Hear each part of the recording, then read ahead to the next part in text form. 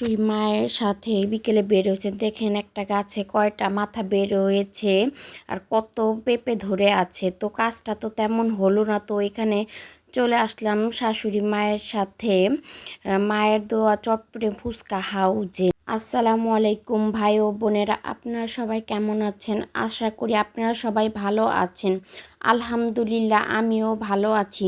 নতুন আর একটা ছোট্ট ব্লগ নিয়ে চলে আসলাম। ফুচকা নেওয়া হয়েছিল মাইশার জন্য। মাইশা ফুচকায় শসা, কাঁচামরিচ এইসব খায় না, তো টক দিয়ে সে খেয়ে নিচ্ছে। এইদিকে শাশুড়ি বৌমা নিয়ে নিয়েছি পুরি, দুজনে খাচ্ছিলাম। এ দোকানে আমি প্রথম আসলাম। এই দোকানে খাবারগুলি খুবই ভালো লাগছে। শাশুড়ি মা আর বৌমার আর সন্ধ্যার আড্ডাটাও জমে উঠেছিল বেশ ভালোভাবে। ফুচকাটা কেমন লাগতেছে তোমার? ভালো। টক দিয়ে খাও।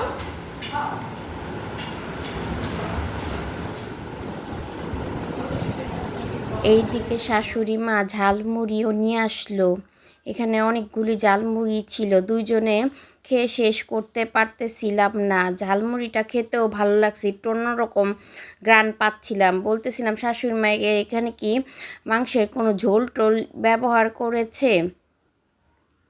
খাওয়া দাওয়া শেষে আমরা এখন বাসার দিকে রওনা হব। শ্বশুর আব্বুর জন্য পার্সেল নিয়ে নিলাম।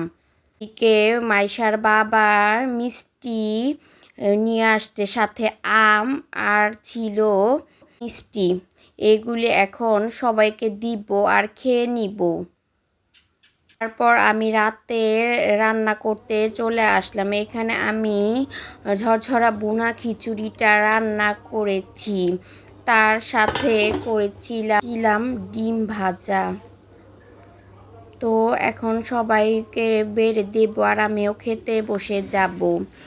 আজকে রাতে ছিল ভুনা খিচুড়ি, তার সাথে ডিম ভাজা, মরিচের ভর্তা, লাল মরিচের ভর্তা ছিল ধনিয়া পাতার ভর্তা, শসা ছিল, লেবু, তার ছিল পেঁয়াজ। তো শুরু করা যাক। এখানে ভর্তাগুলো আমি ব্লেন্ডারে করেছিলাম, তাই মরিচের ভর্তাটা ভালোভাবে ব্লেন্ডার হয়নি। রাতের বেলা এই গরম গরম খিচুড়িটা ভর্তার সাথে জমে উঠেছিল। খাইতে পারি না গো, খাইতে পারি না, মুখে মজা নাই। খাইতে খাইতে 2 প্লেটে খাইলাম। যাই হোক, আপনাদের সাথে মজা করলাম। পরবর্তী ভিডিও দেখার জন্য সাবস্ক্রাইব করবেন। আল্লাহ হাফেজ।